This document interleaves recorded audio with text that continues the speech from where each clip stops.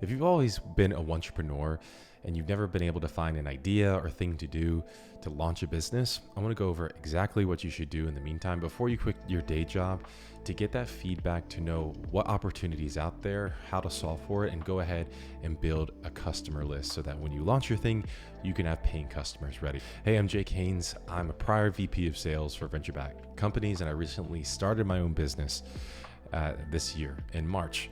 I'm a dad of 3, so being a parent and starting a company, there's just a different set of rules that you have to abide by considering the risks. And so I would like to inspire other parentpreneurs, so to speak, who want to go out and do their own thing and start their own business, but also navigating the kind of odd risk aversion in regards to having children as well. So let's get into it. So if you're in the situation where you've always been trying to look for an idea, you've been an entrepreneur, meaning you've always wanted to do something, but you never found the opportunity or the skill set or exactly what you should do. And this is actually how I validated my business idea that of course grew. I would put let's say $200, $300 aside every month. And I would focus on talking to as many people as possible. Now, there's 2 things that you really need to be able to figure out whether or not you can validate a business idea and find an opportunity. Those 2 things are really simple. Just at least refine who do you want to solve a problem for, and what does that potential operation look like? Meaning, figure out what your ICP is, or what we call an ideal client profile. Who is that? What do they look like? What is their title? What is their age? What is their demographic? So define that at least. And then the second thing is, what is the operations or the thing that you're interested in or that you like to solve for? So this could be, a head of, you want to help heads of marketing with specific graphic design problems around something you've seen. That's what you would like to get down. If you can refine those 2 things of who you want to sell to and the potential operations of which you would like to solve or create a product to solve for, then that's a really good place to start. I built a LinkedIn outreach that helped me validate my own business and helped me validate other startups in my prior video. But for you specifically, you could use that outreach, you could use email, you could use calls. And the outreach is really simple because a lot of people are willing to help. If you say, hey, listen, I'm an aspiring entrepreneur.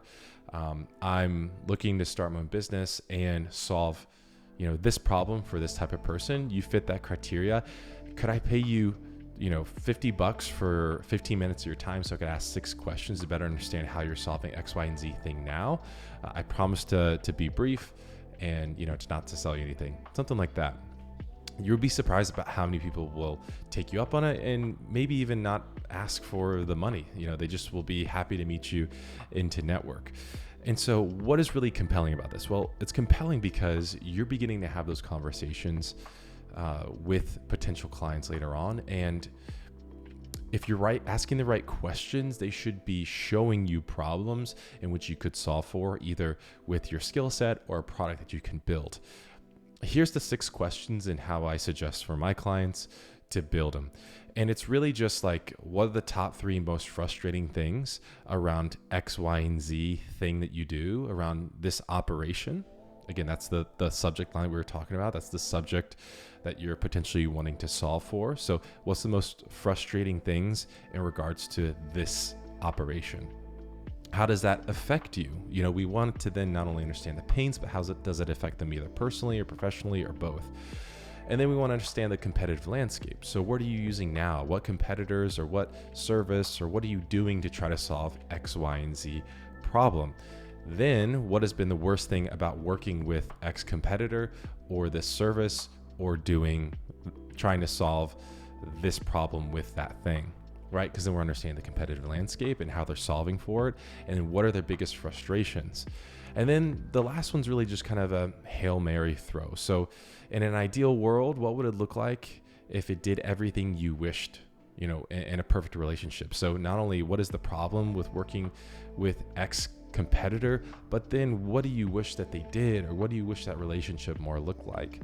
And then the last question is, what do you wish was available in the market to help X operation solve X thing for you? So it's really basic. If you can look at it sequentially, from 1 to 6, what is it doing? Showing pain, showing how it affects them, showing what competitor they're using, what they don't like about it, what they wish that the competitor did.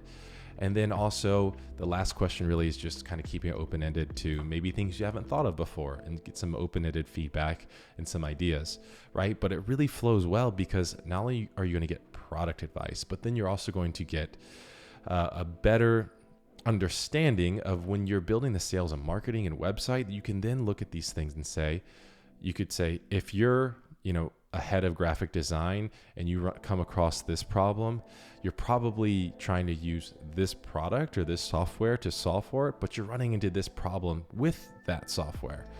And so I built a company to solve X, Y, and Z. And see, you can really easily begin to see now that you have, in asking these questions in these interviews, you're going to get an idea that you can solve for. You're going to get an idea of how you can approach people who are that client profile in the future and build that marketing and sales funnel around this feedback. That makes it so much easier for you to start off on a solid foot so that, if you're going to do anything and you're not sure what you want to do as an entrepreneur, then the best thing you can do is talk to your potential prospects, even if you don't have a product built, because if you're asking the right questions, you're going to get enough feedback to see opportunities within the market. And those opportunities and that feedback should also give you direction into which and show you how you should acquire your customer and what are the things that you should be saying to capture their attention.